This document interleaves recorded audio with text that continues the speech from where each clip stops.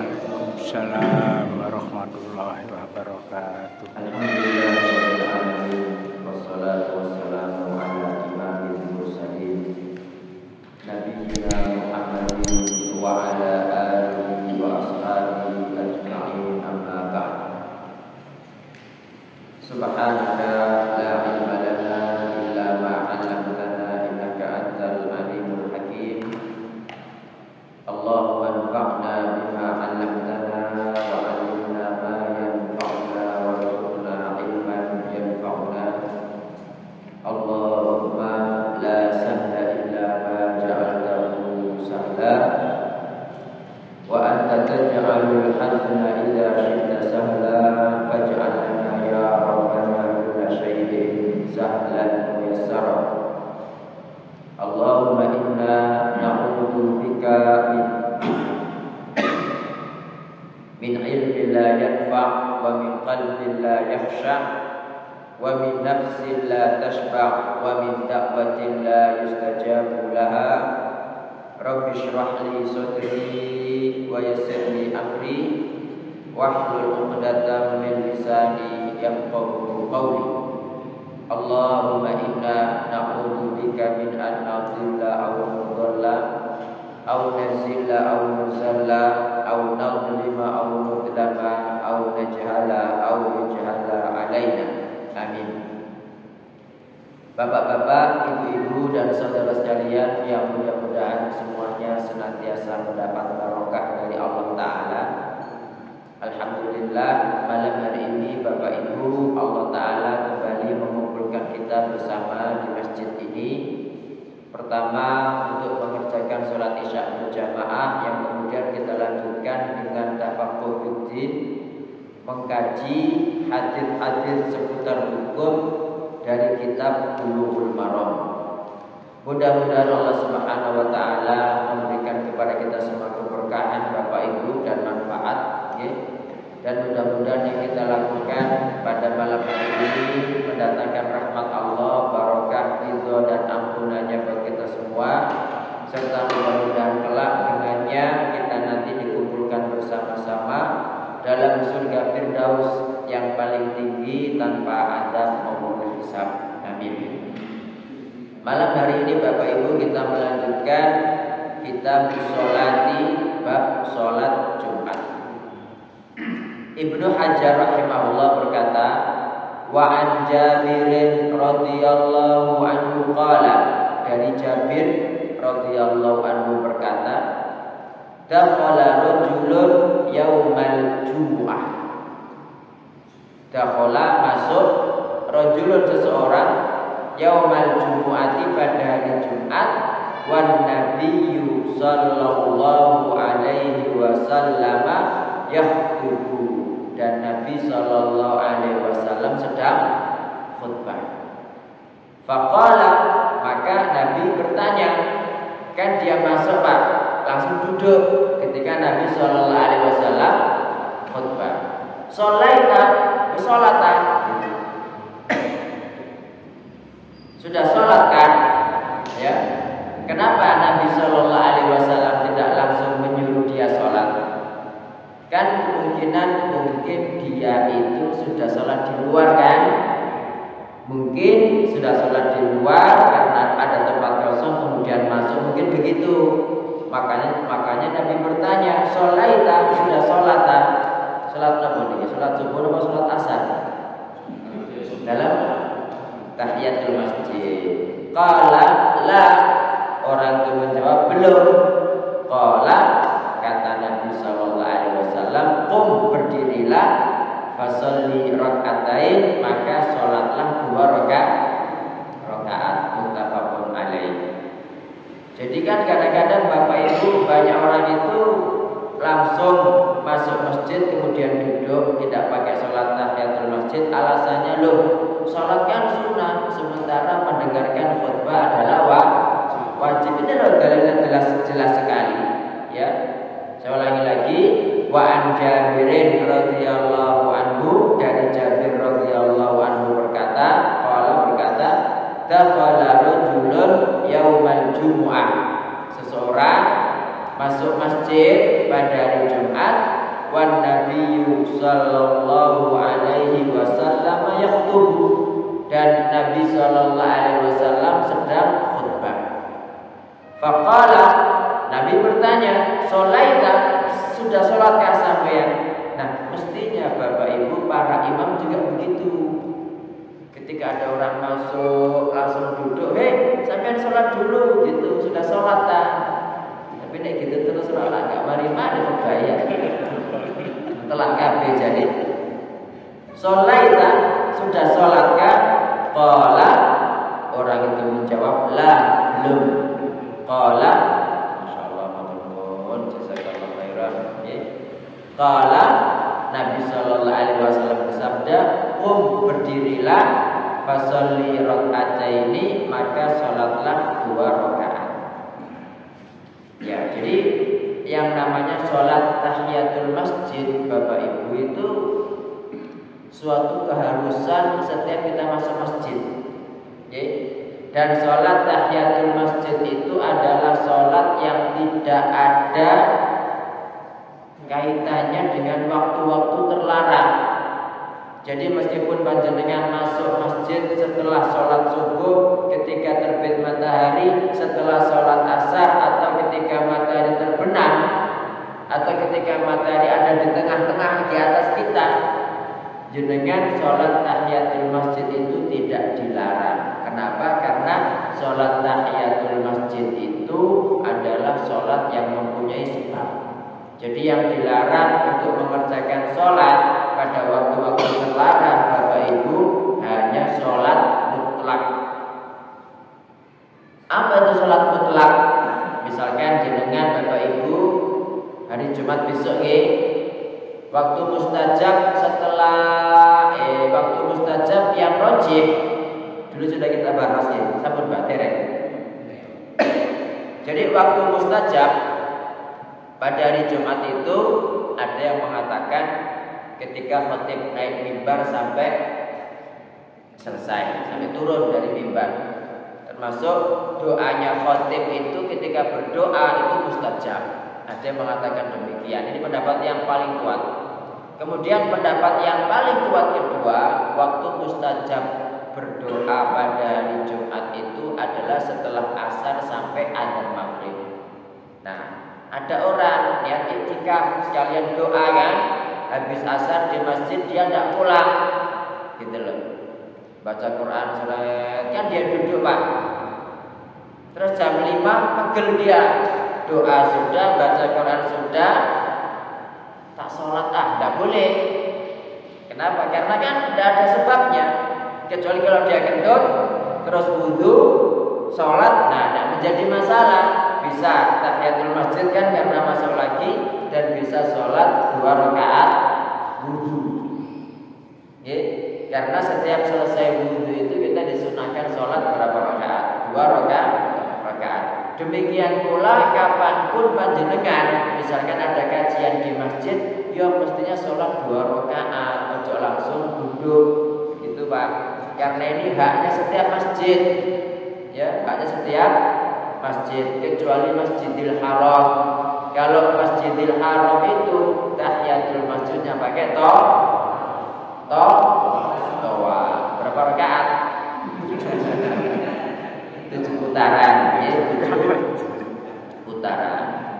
Oke, Bapak Ibu sekalian yang dirahmati Allah Ta'ala, jadi hadis ini pelajarannya satu, menunjukkan disyariatkannya khutbah Jumat.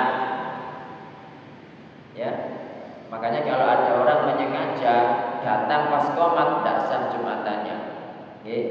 Kecuali dia sudah berangkat jam 11 misalkan, tapi kena macet, baru sampai masjid terus qomat, itu urusan lain itu.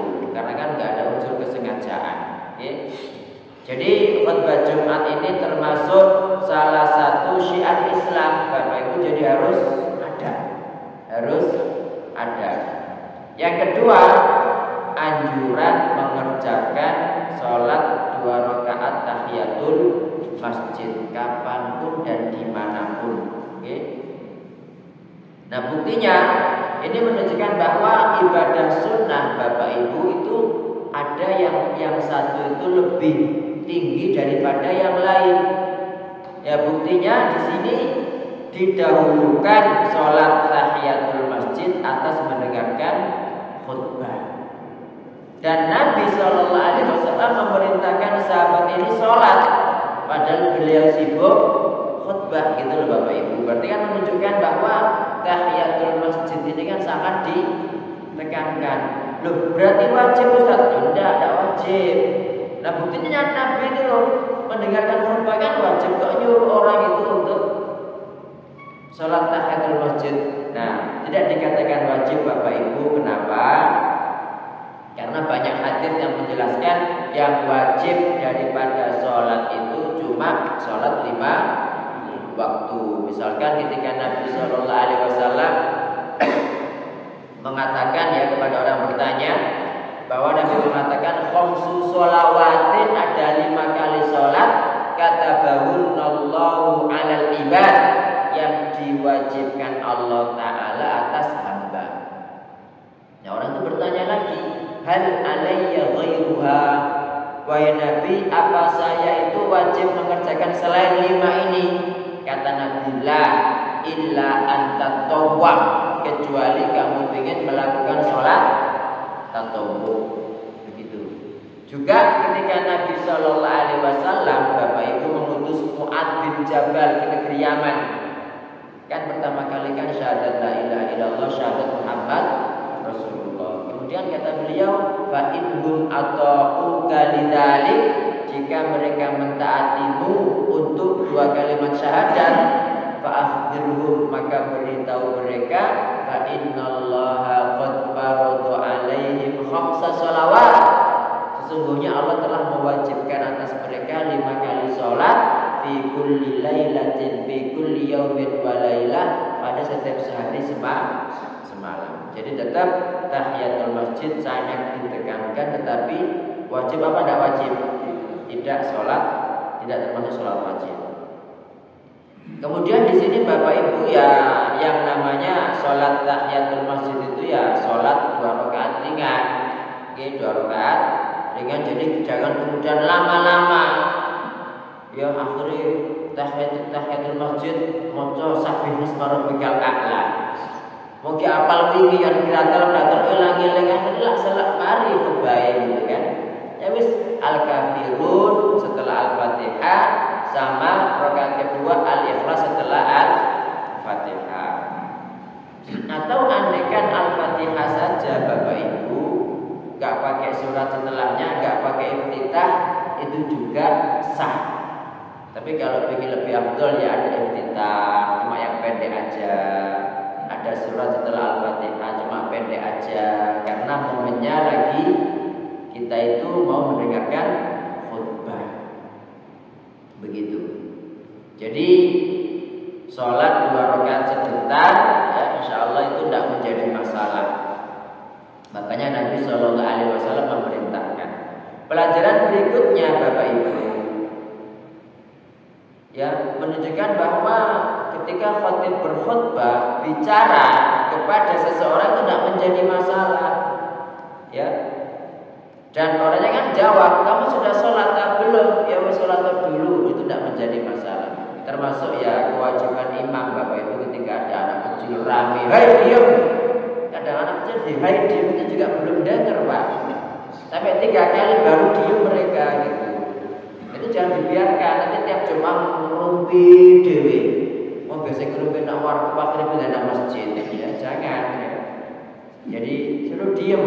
Dan bagusnya memang anak kecil itu jangan disendirikan Pak, tapi diapit. Ya dewasa anak kecil, sehingga mereka diam. Gitu. Ya. Apalagi diiming-iming. Konek menang tak kasih perkuin situ edang, wah wantek, ya, gitu. Ya sudah usah hasil perkuin lasing mahal-mahal, pakai buri.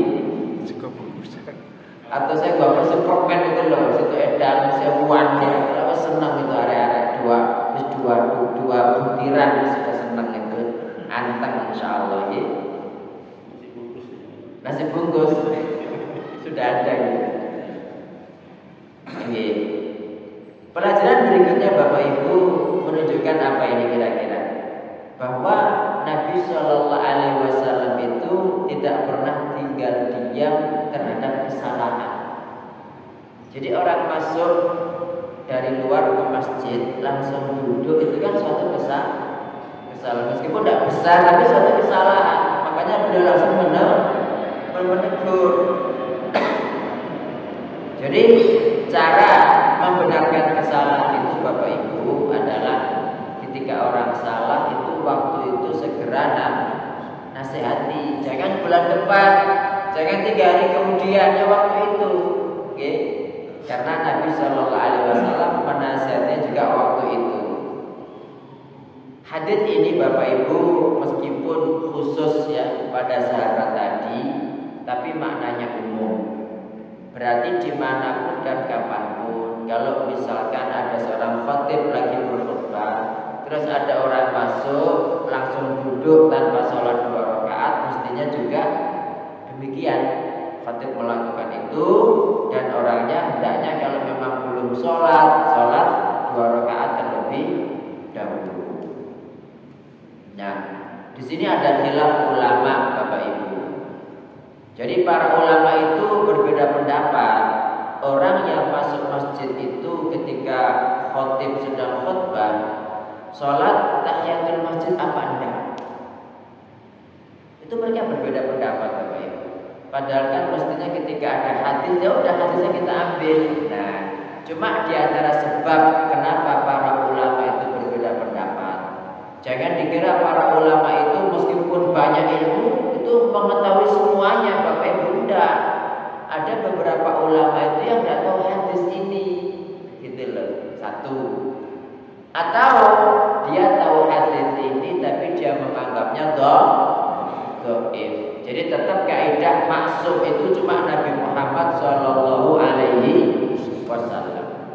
Dan tetap kaidahnya wa ma utitum minal ilmi illa qalila. Kalian tidak dikasih ilmu kecuali hanya sedikit. Jadi kalau Imam Syafi'i, Imam Ahmad dan ashabul hadis mereka mengatakan dianjurkan sholat 2 rakaat terlebih dahulu karena ada hadis ini. Sementara Imam Malik sama Imam Abu Hanifah berpendapat tidak, harus langsung duduk. Harus langsung duduk karena Allah mengatakan idza quri'al Qur'anu fastami'u lahu wa ansitu. Artinya ketika Al-Qur'an dibacakan dengarkan, diamlah kan gitu kan. Maksudnya ketika khatib berkhutbah itu diam langsung duduk, jangan sibuk sholat sendiri. Juga termasuk hadis yang kemarin kan kita kan tidak boleh bilang diam ya kan. Idza qulta li sahibika yaumal jumu'ati ansit wal imamu yahtub faqad laghawta kan begitu. Jadi kalau kamu ngomong hei menengok ketika khatib berceramah berkhutbah, maka khutbahmu telah batal kan begitu. Jadi enggak ada pahalanya kan gitu Bapak Ibu. Nah, ini yang dijadikan dalil oleh Imam Malik sama Imam Abu Hanifah. Jadi mereka berdua ini berdalil tentang dalil umum ya, dalil umum. Tetapi hadis kita ini mengkhususkan. Makanya pendapat yang benar adalah pendapat pertama, pendapat Imam Syafi'i sama Imam Ahmad karena jelas hadisnya dan hadisnya itu muttafaqun alaihi. Nah, kesalahan kita Bapak Ibu, kadang-kadang kita itu menganggap ini kan khilaf di antara ulama, padahal hadisnya jelas itu. Nah, kalau sudah ada hadisnya ngapain diperselisihkan? Iya kan? Justru hadis itulah yang menjadi tolak ukur. Makanya Allah Ta'ala mengatakan fa in tanaza'tum fi syai'in, jika kalian berbeda pendapat pada suatu perkara, farudduhu ilallahi war rasul, maka kembalikanlah kepada Allah dan Rasul. Allah Al-Quran, Rasul berarti hadis. In kuntum tu'minuna billahi wal yawmil akhir, kalau kalian beriman kepada Allah dan hari akhirat. Ini ada pertanyaan Bapak Ibu sebelum kita lanjut?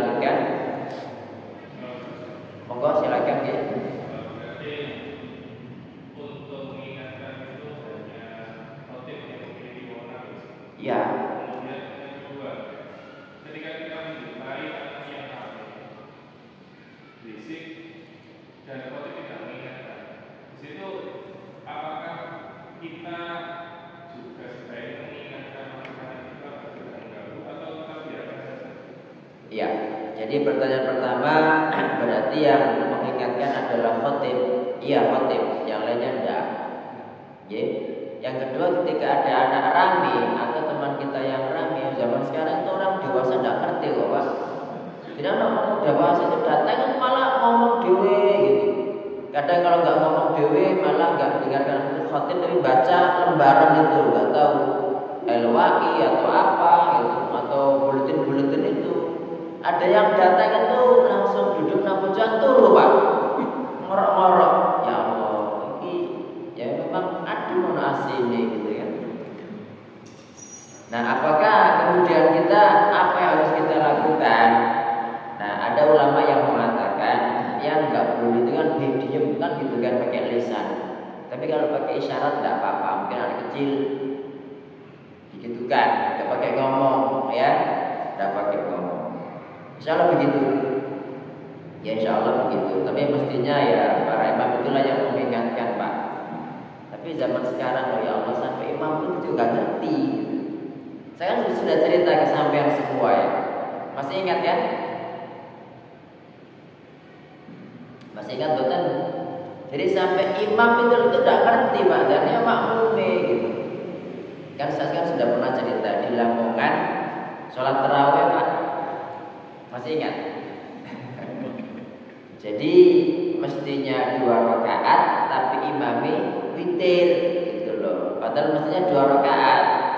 Subhanallah, subhanallah 1 kali kan? 1 kali langsung tahiyat.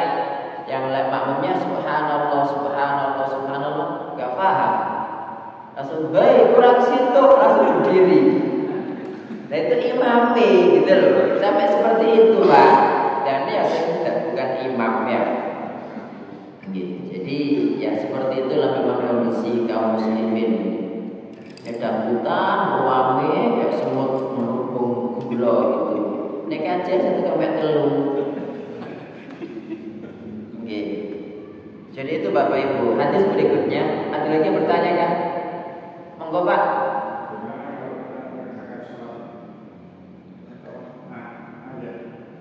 Salat jenazah.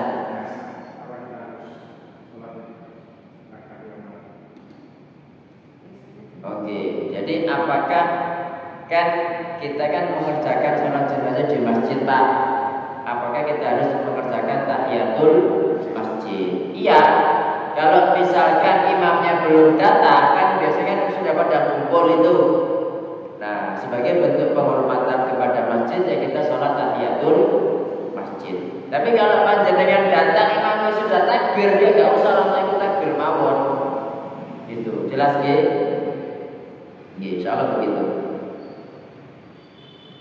Hadis berikutnya wa Ali bin Abbas radhiyallahu anhuma, dari Ibnu Abbas radhiyallahu anhuma, anna Nabiyya sallallahu alaihi wasallam, bahwa Nabi sallallahu alaihi wasallam kana yaqra'u fi sholatil jumu'ati, pernah baca ketika sholat Jumat suratal jumu'ati wal munafiqin. Jadi baca surat al-jumu'ah pada rakaat pertama setelah al-fatihah dan membaca surat al-munafiqun rakaat kedua setelah baca al-fatihah. Rawahu Muslim, hadis riwayat Muslim.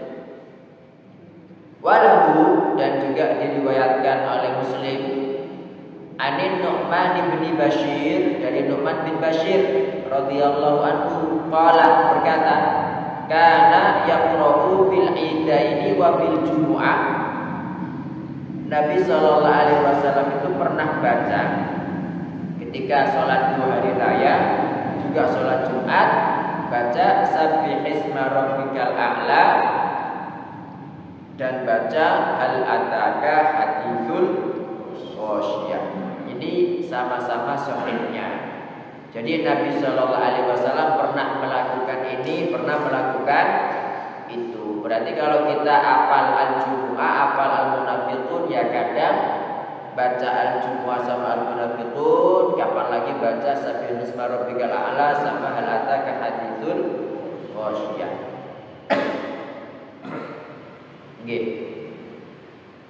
Al-Ghasyiyah, Bapak Ibu, al-Ghasyiyah ini nama apa? Salah satu nama kiamat. Jadi hari kiamat itu kan banyak namanya ya. Ada al-ghasyiyah, ada al-qari'ah, ada al-haqqah, ada as-sakhah, ada at-tammah, ada as-sa'ah ya. Itu hari kiamat. Jadi banyak namanya, Pak. Ghasyiyah itu artinya apa? Ghasyiyah itu artinya pingsan. Artinya pingsan. Nah, kenapa hari kiamat kalau disebut pingsan? Karena semua orang pada ketakutan, Bapak Ibu. Saking takutnya mereka kehilangan akalnya, kehilangan perasaannya, kayak orang mendem, kayak orang mabuk. Makanya Allah Ta'ala kan berfirman bahwa mereka itu sukara, mabuk ya, wa ma hum bisukara, tapi mereka itu tidak mabuk, walakinna adzaballahi syadid, tetapi azab Allah itu sangat pedih. Itu surat Al-Hajj 1, Pak.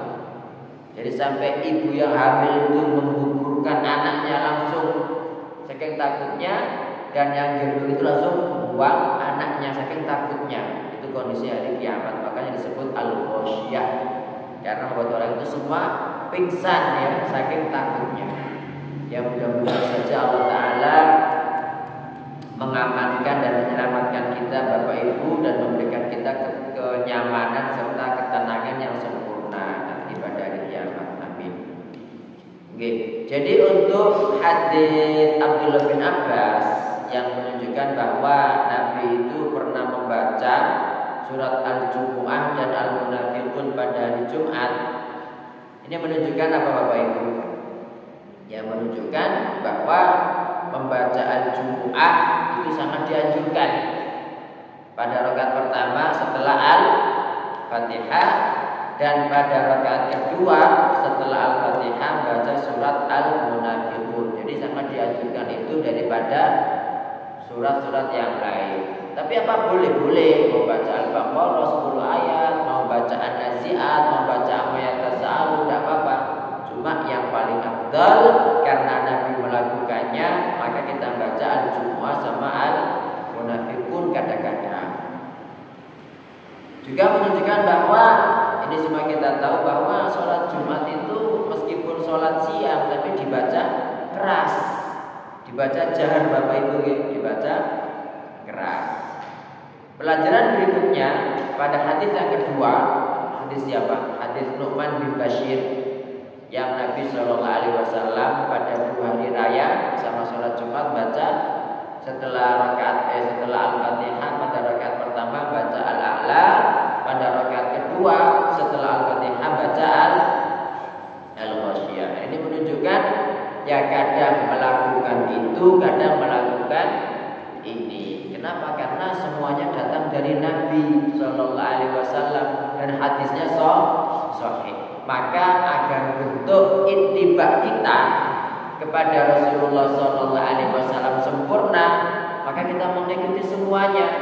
Kadang pada satu Jumat baca Al-Jumu'ah sama Al-Munafiqun, pada Jumat yang lain baca Al-A'la sama Al-Ghasyiyah.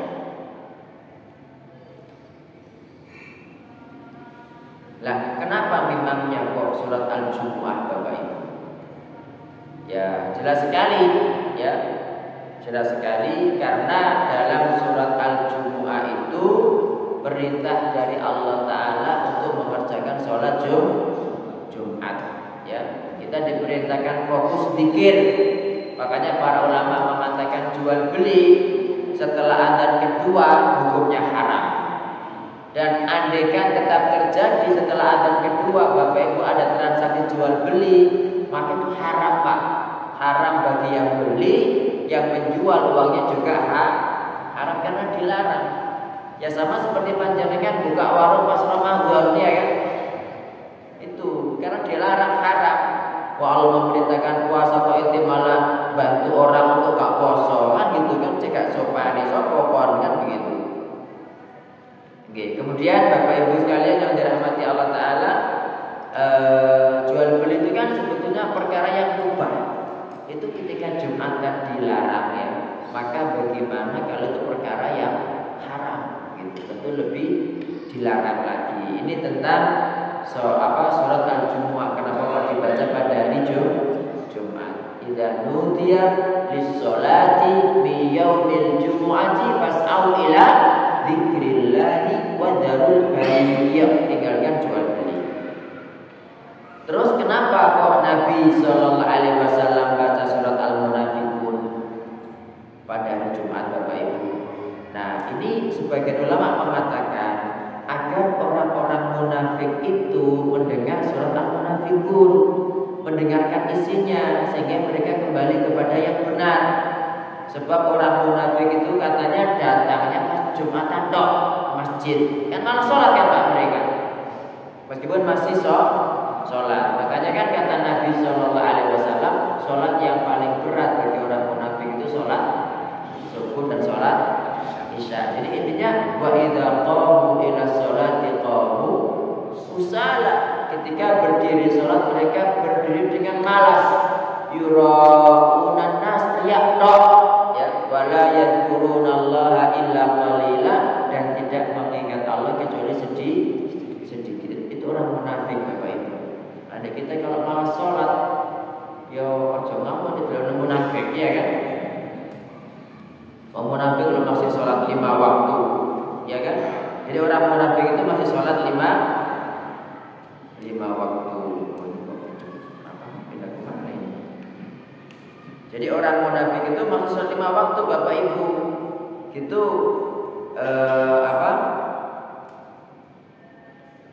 kita kadang-kadang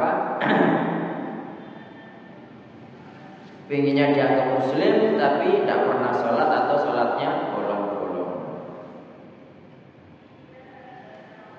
Sebentar ini saya cari dulu halamannya, kok pindah pencet. Sholat Jumat halaman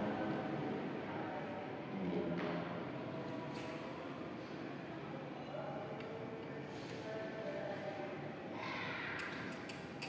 Halaman 595.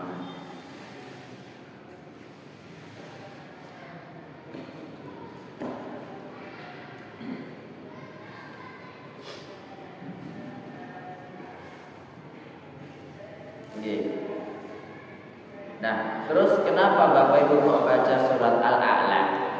Ya, kenapa membaca surat Al-A'la?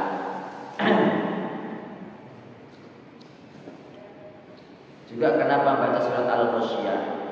Cuma sebelum kita ke sana, ini menunjukkan bahwa meskipun orang munafik, Bapak Ibu, itu bentuk Nabi Muhammad kasih sayang kepada mereka itu bagaimana? Itu agar mereka kembali kepada jalan yang benar. Jadi panjenengan kalau melihat orang itu berbuat dosa, jangan malah dikucilkan, tapi bagaimana agar dia itu mendapat hidayah,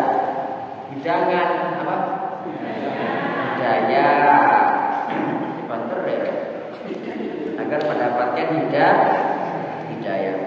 Jadi Bapak Ibu, orang yang mendapat penyakit maknawi itu sama seperti orang yang mendapat penyakit lahiriah. Ada orang sakit datang ke dokter,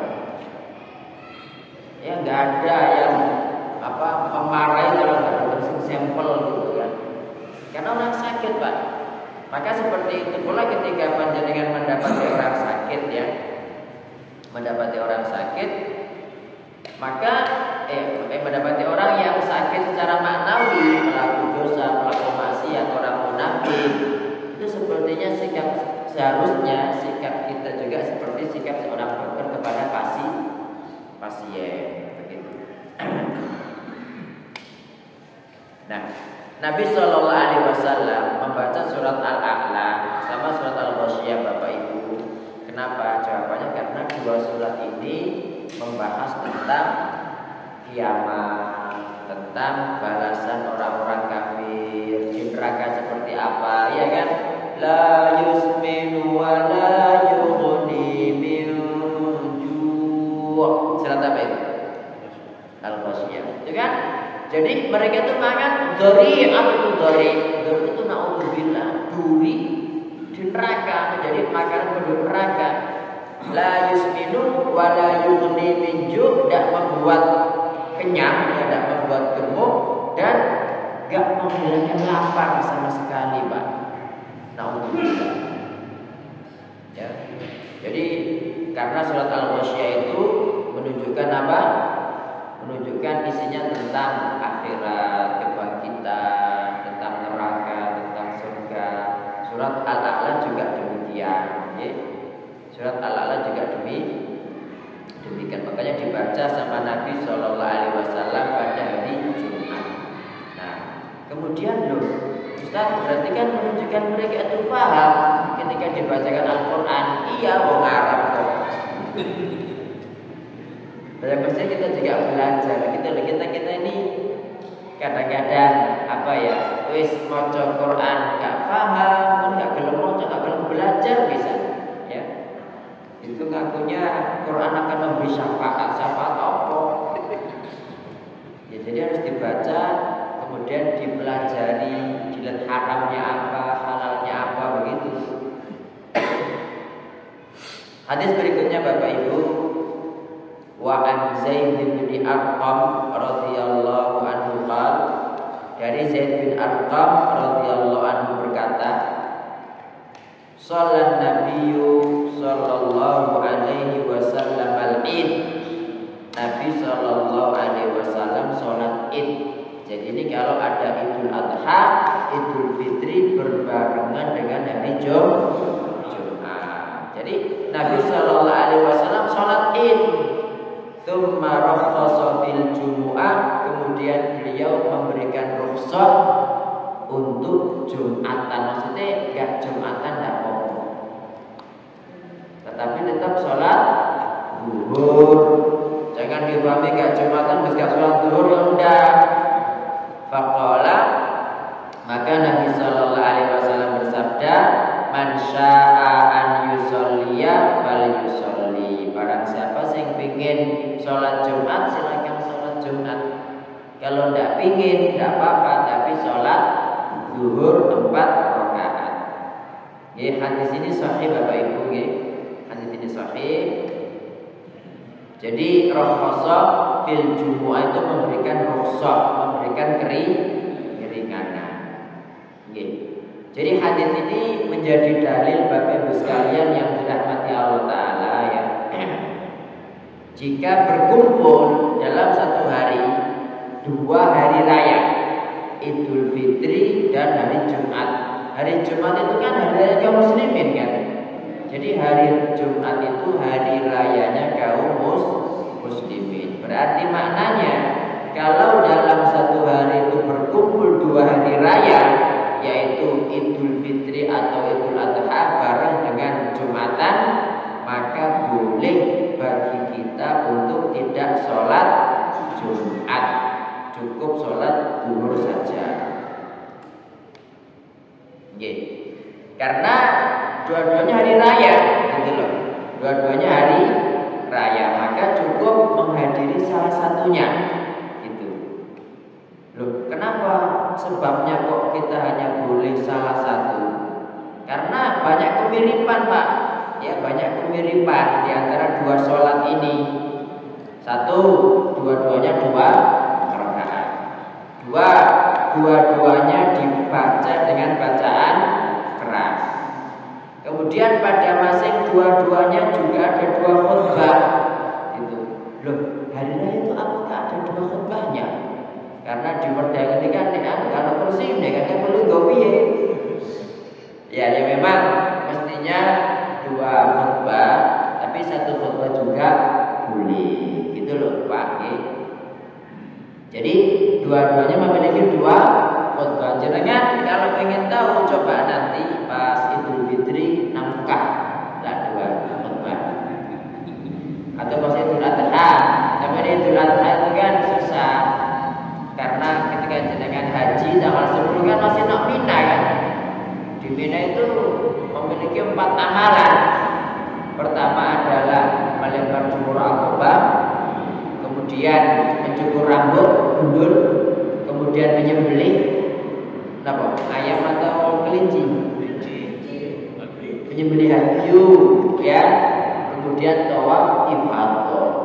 Ini saya kira tidak mungkin bisa dengan dalam satu hari yang sama itu kemudian langsung pengen delok Jumatan nang Mekah. Masih ini karena helikopter ya nggak bisa sampai itu Pak. Rame kan, gitu. Mobil itu nggak bisa jalan saking ramenya. Dan jenengan di Mina pun itu sibuk dengan ini. Jadi ndak wajib Jumatan karena punya amalan sendiri kan. Sholatnya pun kan jamak qashar itu. Gitu. Jadi begitu Pak. Jadi ada sama-sama 2 rakaat, sama-sama 2 khutbah, sama-sama dengan bacaan jahar, kemudian sama-sama mengumpulkan banyak orang, gitu. Sehingga boleh hanya memilih salah satu. Tapi kalau misalkan dia ketiduran, tidak sholat Idul Fitri, ya tidak boleh. Ini hanya bagi yang sudah sholat Idul Fitri, Idul Adha. Kalau memang mau dan Jumatan tidak apa-apa, cuma sholat zuhur aja. Tapi kalau tidak ikut sholat, maka tidak usah. Tetap wajib Jumatan. Begitu Pak. Terus kalau imam bagaimana? Ya kalau imam ya jangan. Misalnya imam tetap, aku tak nyebut rusuh ya jangan. Sopo sing imam bilang ndak ono, gitu. Kenapa? Karena Nabi SAW itu meskipun beliau membolehkan tidak Jumatan, tapi beliau tetap Jumatan. Beliau mengatakan ijtama'a fi yaumikum hadza idani, telah berkumpul pada hari ini, ya, telah berkumpul pada hari kalian sekarang ini 2 hari raya. Faman syaa ajza'ahu anil jumu'ah, barang siapa yang mau, ya, dia tidak perlu Jumatan, cukup yang tadi pagi aja yang sholat Idul Fitri atau Idul Adha. Wa inna mujmi'un, tapi kita semua akan tetap Jumatan. Gitu Pak. Kemudian pendapat yang paling lemah dan batil itu ada yang memahami bahwa itu tidak Jumatan, tidak sholat zuhur. Itu pendapat salah kaprah Pak. Itu paling yo sing berpendapat bahwa sing malas sholat. Memang ada pendapat seperti itu, pendapat yang sangat lemah, ya, pendapat yang tidak patut untuk dijadikan pegangan.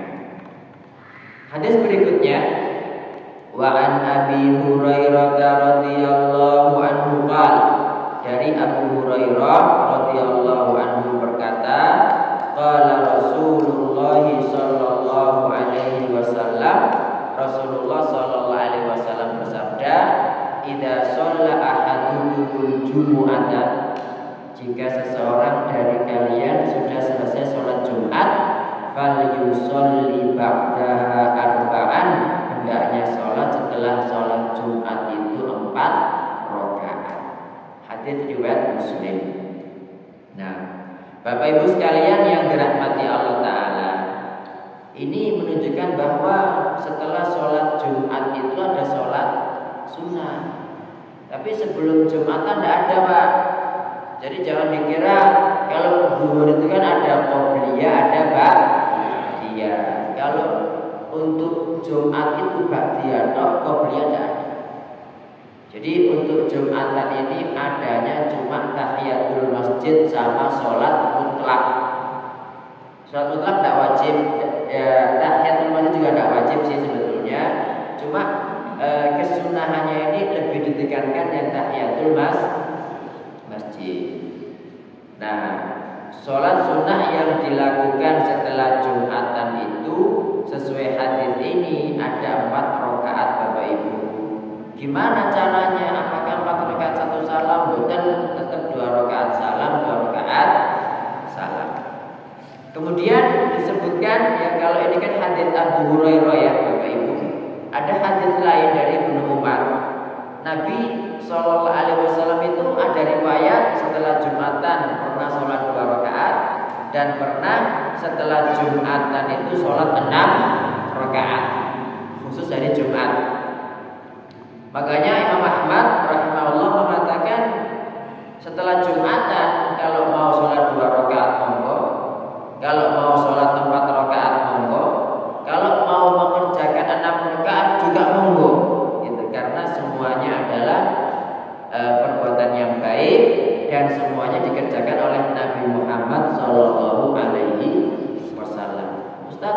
dolan mana yang 2 rakaat dengan yang 6 rakaat? Itu kita kok. Ya sampai lo sedekah 1000 ya orangnya wagen kan gitu ya. Iya. Masa kepengenan swarga kok minimalis saja. Iya. Nah, bukti bahwa Bapak Ibu sebelum Jumatan itu tidak ada sholat apapun ya kecuali tahiyatul masjid. Ya, itu Nabi Shallallahu Alaihi Wasallam kan langsung keluar dari rumahnya. Itu beliau langsung naik mimbar.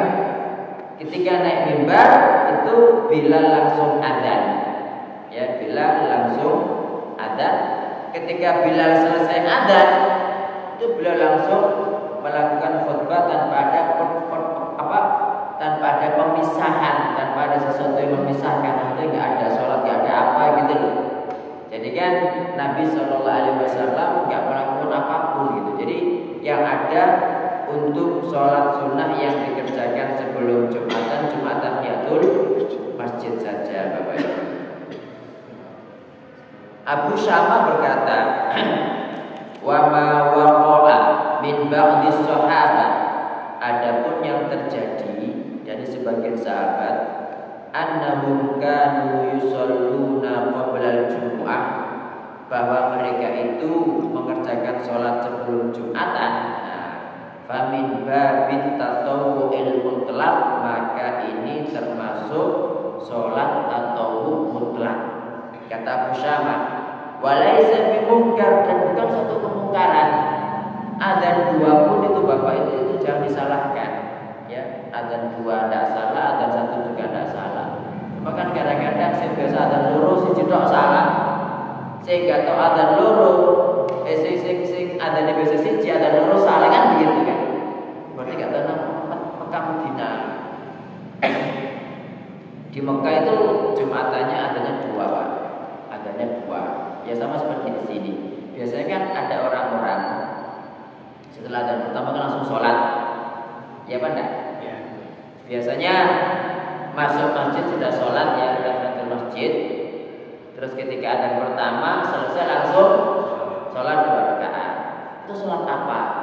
Itu namanya sholat mutlak. Namanya sholat mutlak. Jadi kata Abu Syama, walaisa bimungkar, itu tidak salah, tidak mungkar gitu. Wa innamal mungkar, yang mungkar itu i'tiqadul amma, jika orang awam meyakini anna dzalika sunnatun lil jumu'ati qabla, bahwa itu adalah qabliyah sebelum Jumat, itu sih salah. Atau mengatakan harus sholat seperti itu, kalau nggak gitu salah, itu sih salah, Pak. Monggo sholat mutlak sebanyak-banyaknya tidak apa-apa sampai khotib naik mimbar ya.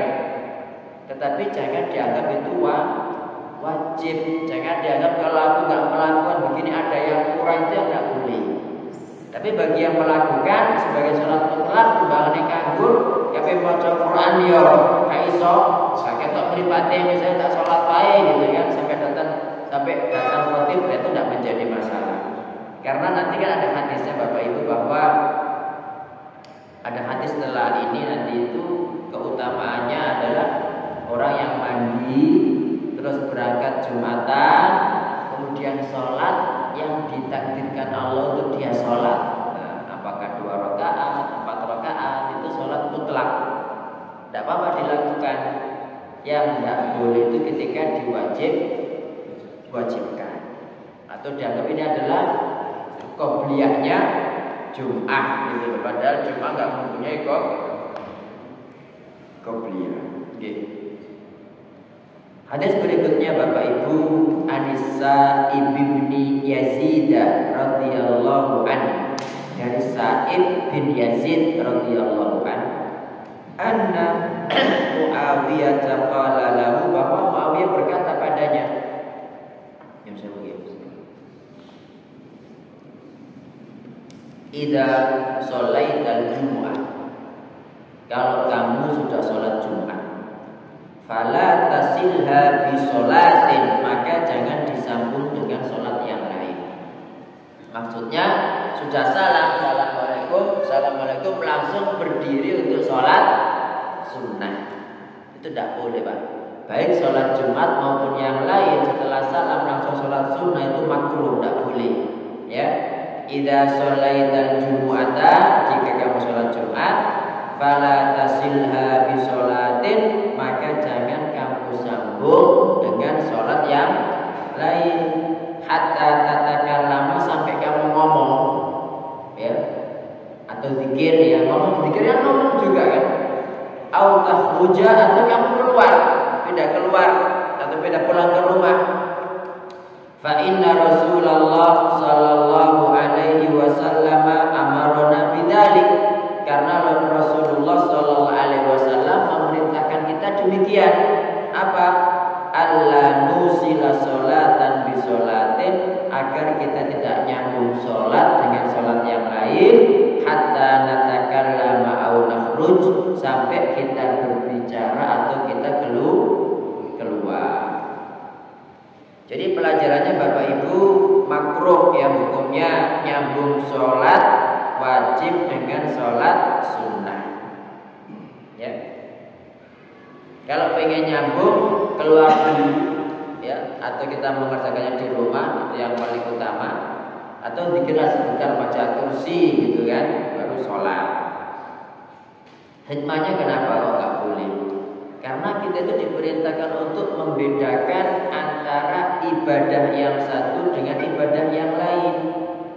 Kita disuruh membedakan bahwa ini adalah sholat wajib, ini sholat sunnah, jangan digabung. Itulah hikmahnya Bapak Ibu, kenapa sebelum puasa Ramadan kan kita kan nggak boleh mendahului puasa sehari atau 2 hari sebelum Ramadan ya. Itu untuk membedakan, ini loh puasa sunnah, ini puasa wajib. Karena kadang orang itu tidak ngerti Pak. Ya jauh-jauh gak tadi jadi subhanallah tidak paham, dikira nanti akhirnya sholat Jumat itu akhirnya bukan 2 rakaat tapi berapa rakaat? Ada enggak habis Jumatan langsung sholat dulu? Halo? Ada kan? Nah itu mungkin nggak paham, anggapannya begitu gitu loh. Makanya dilarang sama Nabi Muhammad Shallallahu Alaihi Wasallam. Kemudian pelajaran berikutnya di sini menunjukkan bahwa yang dianjurkan ini khususan untuk hari Jumat, ya, dianjurkan bagi orang yang sudah Jumatan untuk sholat sunnah di masjid. Jadi ini khusus hari Jumat, beda dengan sholat sunnah yang lain. Kalau untuk sholat sunnah yang lain kan disunahkan dikerjakan di mana? Di rumah kan. Nah untuk sholat Jumat ini secara khusus lebih afdal mengerjakannya di masjid sebagaimana dilakukan Nabi Shallallahu Alaihi Wasallam, dan tidak nyambung langsung dengan sholat sunnah, tapi dipisah dengan bicara atau keluar. Nah bicara di sini bisa zikir Pak, astagfirullah, astagfirullah, astagfirullah, itu gitu. Terus kata para ulama, yang paling utama itu berpindah tempat Pak, gantian bekancane gitu, lupan gitu kan. Di sini di situ itu begitu. Dulu tuh saya pernah membaca itu ada fatwa dari Syekh bin Baz, itu katanya itu nggak disyariatkan gitu ya. Tapi subhanallah dijelaskan di sini ada hadisnya Pak.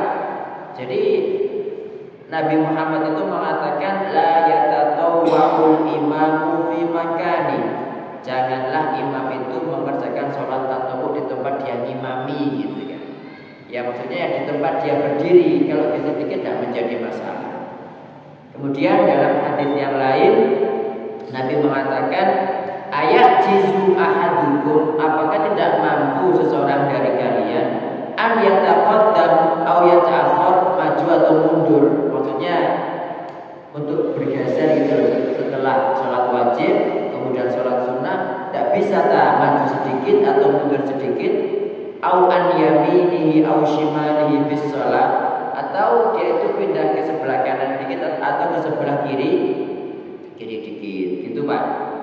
Dan ini juga menunjukkan bahwa ada yang mengatakan agar bumi yang dia gunakan mengerjakan ketaatan itu semakin banyak menjadi saksi. Jadi bumi ini iya, bumi sana juga iya gitu. Makanya orang Muslim itu Pak, kan dalam surat Ad-Dukhan setelah Allah menceritakan tentang ditenggelamkannya Fir'aun, kan Allah mengatakan fama bakat alaihimus sama'u wal ard, langit dan bumi gak nangisi mereka, kan begitu. Itu kenapa? Karena kalau seorang muslim meninggal dunia itu langit menangis, bumi juga menangis. Jadi biasa dilewati orang sholat ke masjid, biasa dilewati orang melakukan ketaatan, terus kalau orang itu menangis Pak bumi Pak. Dan langit juga itu, setiap mukmin itu punya dua pintu. Pintu dari langit rezekinya turun, pintu naiknya amal dia ketika mengerjakan amal soleh. Nah ketika tidak ada kehilangan, makanya ketika sing mati Fir'aun dan bala tentaranya, kata Allah fama bakat alaihi sama wal ard, langit dan bumi tidak bakalan menangisi mereka, malah senang gitu. Ya mudah-mudahan Allah Ta'ala menjadikan saya dan menjadikan semua orang-orang yang ditangisi langit dan bumi, Bapak Ibu. Mungkin ada pertanyaan, monggo silakan. Ustaz, Ya, silakan. kalau dalam satu perjalanan mau sholat Jumat ya, Ya. setelah itu mau asarnya berangkat, apa asarnya bisa dikosor ke waktu sholat Jumat? Musafir hari Jumat. Ya. Saya pribadi ya sesuai dengan yang saya tahu, kalau saya musafir ke Jakarta hari Jumat kan dapat rukhsah. Jadi nggak pakai Jumatan, langsung sholat jamak takhir zuhur asar gitu. Karena kalau madzhab Ahmad, jenengan sholat Jumat itu tidak boleh dijamak dengan asar karena beda. Saya dulu pernah, kan kita liburnya di Saudi itu kan Kamis Jumat. Biasanya Rabu malam kami berangkat. Jadi sampai di Mekah itu sekitar jam 1 malam gitu kan, kita langsung ambil umroh segala macam. Dan nanti pulangnya itu setelah Jumatan. Nah kita waktu itu habis Jumatan di Masjidil Haram langsung jamak 2 rakaat. Diingatkan sama orang belum, tidak boleh gitu, tidak boleh. Nah setelah kita cari-cari, memang kalau madzhab Ahmad itu tidak boleh setelah Jumatan dijamak dengan sholat asar gitu. Tapi setelah ini kalau pendapat mayoritas ulama boleh. Paham atau bingung? Iya. Ya berarti ini kalau jenengan musafir dan musafirnya enggak di Masjidil Haram ya, yang penting dijamak takhir aja zuhur sama asar, enggak pakai Jumatan. Tapi kalau kebetulan jenengan di Masjidil Haram kan eman Jumatan di Masjidil Haram, misalnya jenengan baliknya itu habis asar, misalkan eman kan, enggak budino semerono ya kan. Yang penting Jumatan dulu, terus habis itu dijamak dengan sholat asar, tidak apa-apa. Baik, karena ada pendapat membolehkan, ada pendapat tidak membolehkan. Insya Allah begitu. Wallahu a'lam. Monggo yang lain silakan. Nah ini kalau nggak ada, kita lanjutkan satu hadis Bapak Ibu yang dalil tentang sholat mutlak tadi itu. Dari Abu Hurairah radhiyallahu anhu berkata, Rasulullah sallallahu alaihi wasallam bersabda, "Man irtasala, barang siapa mandi jinabat gitu." Loh, berarti harus berhubungan suami istri, terserah pakai mandi jinabat. Tsumma atal jumu'ah, berarti harus mandi jinabat, kemudian datang Jumatan. Fa shalla ma qaddara lahu, maka sholat sesuai yang ditakdirkan Allah untuknya. Sholat mutlak. Jadi habis sholat tahiyatul masjid, sholat 2 rakaat. Kalau misalnya ada waktunya, gitu kan tidak menjadi masalah. Gitu. Tsumma ansota, kemudian diam. Hatta yafrughal imamu min khutbatihi, sampai selesai imam dari khutbahnya. Tsumma yusolli ma'ahu, kemudian sholat bersama imam. keutamaannya apa Bapak Ibu? Ghufira lahu, diampuni baginya, ma bainahu wa bainal jumu'atil ukhra. Jadi antara Jumat ini sampai Jumat berikutnya, wa fadlu salasati ayyamin, ditambah 3 hari. Berarti dosa 10 hari diampuni oleh Allah Subhanahu wa taala. Pelajarannya Bapak Ibu, jadi harus mandi besar, kemudian Jumatan, kemudian sholat yang sesuai dengan takdir Allah Ta'ala saat menunggu khotib, kemudian apa? Kemudian dia diam. Setelah itu apa? Selesai sampai sampai imam sampai imam selesai, maka baginya apa tadi diampuni dosa antara Jumat itu sampai Jumat berikutnya ditambah 3 hari. Nah, ini dosa apa yang dimaksudkan Bapak Ibu? Kata para ulama, ini adalah dosa-dosa kecil. Kalau dosa besar itu perlu taubat secara khusus. Nah, sekarang saya tanya, dosa besar apa, dosa kecil apa? Monggo.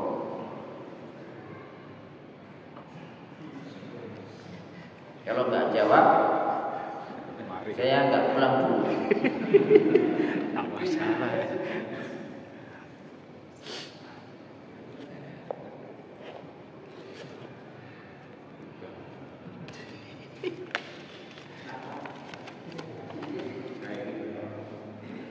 Iya, jadi dosa besar, Bapak Ibu, dosa besar itu ada beberapa ciri ya, ada beberapa ciri. Dosa besar itu meninggalkan bukan anunya, bukan bentuknya, definisinya. Jadi dosa besar itu satu, ada ancaman keras di akhirat. Kan ada dalam Al-Quran, falahum adzabun azim. Nah, itu berarti ini dosa besar. Yang kedua, ada hukuman had di dunia.